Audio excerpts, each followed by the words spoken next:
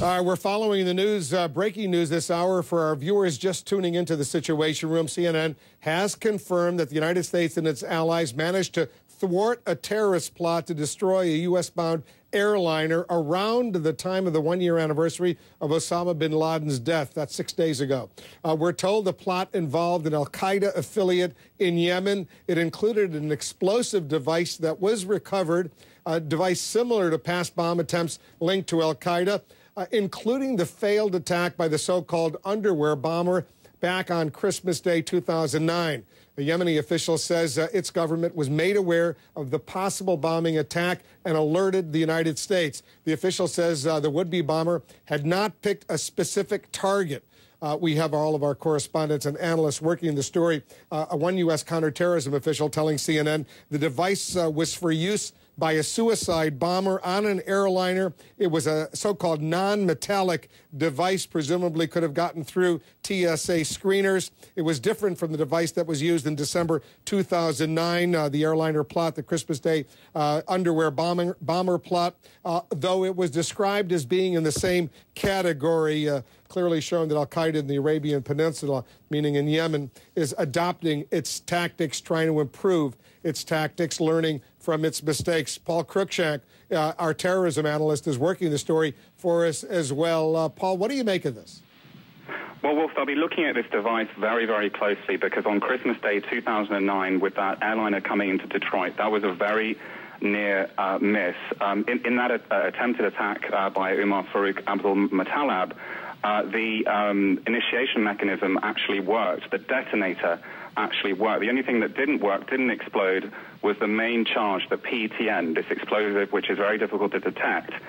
So they'll be looking at the new device. How was it different? Was it an improvement on that previous device? Now, Western explosives experts say that perhaps the reason the 2009 plot didn't work was that the main charge, the PTN, was actually desensitized because the underwear bomber was sort of wearing the explosives in his underwear for several weeks as he traveled through Africa to eventually get on a flight from Amsterdam to Detroit. So they'll be looking more at the device very, very careful. Lee, is this bomb maker becoming better at making these devices?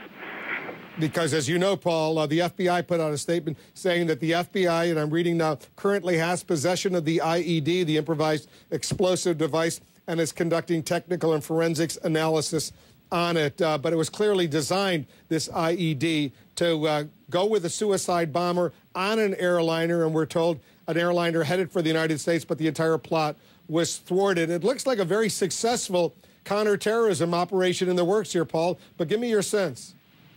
It does, and it'll be interesting to find out whether, again, this was Saudi Arabian counterterrorism that thwarted this plot. Back in October 2010, it was Saudi Arabia that provided the key information which allowed Western authorities to intercept two explosive packages which were heading eventually towards the United States in cargo jets. So the Saudis in 2010 played a very key role. They have an informant network in Yemen, in and around al-Qaeda in the Arabian Peninsula. So was this, again, an example of Saudi Arabia taking the lead, breaking up a plot? We'll obviously find out a lot more in the hours to come, Wolf. All right, Paul, don't go too far away. Our own Brian Todd, over these years, has done extensive reporting on these suicide bombers. Brian, I know you're looking into what's going on right now, but give us some context of what you've learned over the years.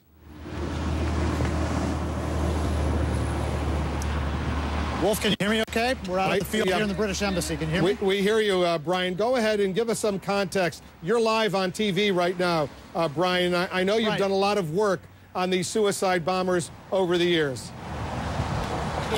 Right, Wolf. We've taken a look at just how they get some of these bombs basically implanted in their bodies through surgery or other means.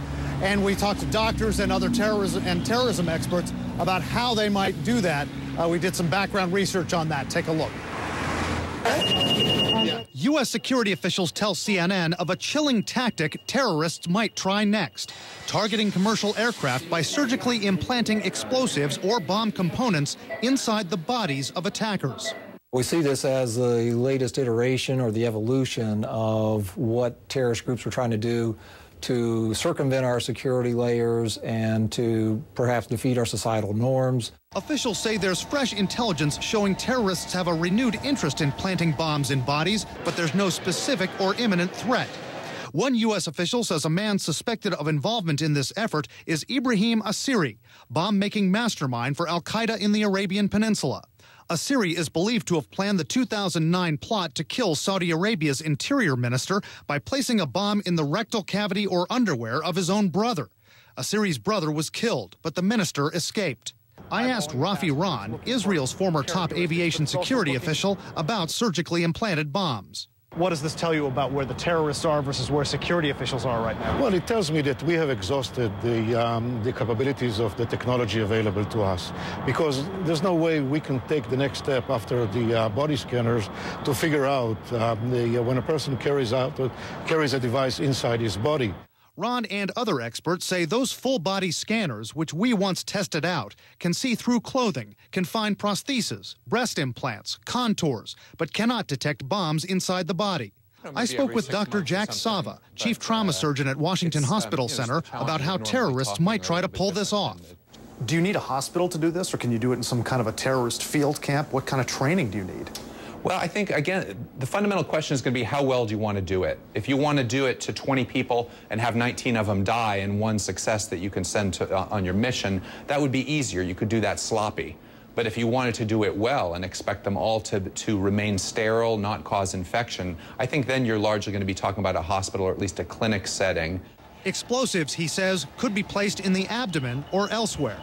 Dr. Sava says an explosive could be implanted in a prosthetic device, like a fake hip, a breast implant. He says a non-sophisticated implanted bomb might last 3 to 4 days inside the body before a complication sets in. But if it's a sophisticated surgery and implant, it could last weeks, months, or even longer. Experts disagree on whether a bomb inside a body would need an external detonator to ignite it, or if it could be set off with a timer. It's also not clear if the body itself could blunt the impact of an explosion. Brian Todd, CNN, Washington. And once again, we're following the breaking news. Coming in, we're getting statements from the FBI, the Department of Homeland Security, the White House announcing that the U.S., together with allies, have thwarted an attack, a plot that could have potentially blown up an airliner bound for the United States. Much more coming up. We're also monitoring what the Defense Secretary Leon Panetta is saying. He's holding a news conference right now at the Defense Department with his visitor from China. We'll see what the questions develop, how the questions develop. If he's asked about this, if he is, we'll go there live.